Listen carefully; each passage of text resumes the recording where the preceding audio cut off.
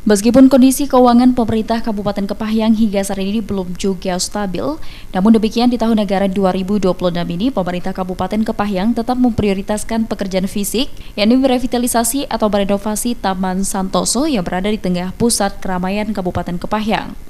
Namun dalam revitalisasi Taman Santoso tersebut, setidaknya pemerintah Kabupaten Kepahyang menghitung kebutuhan secara detail engineering design atau DED sebesar 18 miliar rupiah. Untuk diketahui, detail engineering design ini merupakan dokumen perencanaan teknis atau gambar kerja detail yang digunakan sebagai acuan utama dalam proses pembangunan suatu proyek konstruksi. Namun dikarenakan kondisi keuangan yang saat ini sedang dalam keadaan efisiensi, di tahap awal tahun ini anggaran revitalisasi Taman Santoso baru sebesar 4,6 miliar rupiah.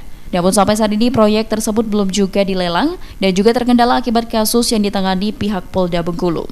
Disampaikan oleh Sekretaris Dinas PUPR Kabupaten Kepahyang Hardiono, untuk melaksanakan revitalisasi pembangunan Taman Santoso, pemerintah Kabupaten Kepahyang akan menghapuskan sejumlah aset lama. Dalam proses penghapusan, terdapat kendala di beberapa titik pembangunan Taman Santoso, yaitu diduga sejumlah aset yang akan dihapuskan merupakan objek pekerjaan pembangunan yang kini dalam penyelidikan Polda Bengkulu atas dugaan penggunaan anggaran pada Dinas Pariwisata Pemuda dan Olahraga.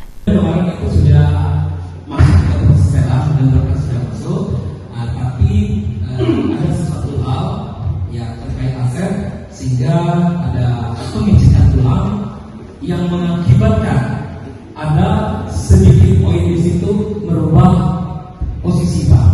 Jadi perubahan itu kita kembalikan dengan pihak berencana dan alhamdulillah sudah selesai. Dan sekarang sebenarnya kita sudah siap, tapi kembali menunggu hari ini SK KPA.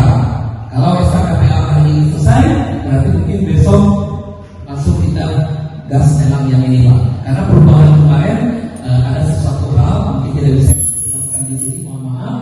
Jadi memang ada sedikit pergeseran itu di posisi jogging tracknya Pak. Jadi sementara itu, Bupati Kepahyang Zurdinata menegaskan dalam proses penghapusan aset Taman Santoso seharusnya tidak mendapatkan kendala lantaran sejumlah aset yang akan dihapuskan tersebut merupakan pengerjaan fisik tahun anggaran 2010 lalu, sehingga tidak ada kendala dengan proses penyelidikan yang saat ini sedang dilakukan oleh penyidik Subdit Tipikor Ditreskrim Sus Polda Bengkulu. Ya, memang untuk penghapusan aset ini kan sesuai dengan regulasi yang ada ya. Kan udah kita tinjau, itu rata-rata pengadaan 2010.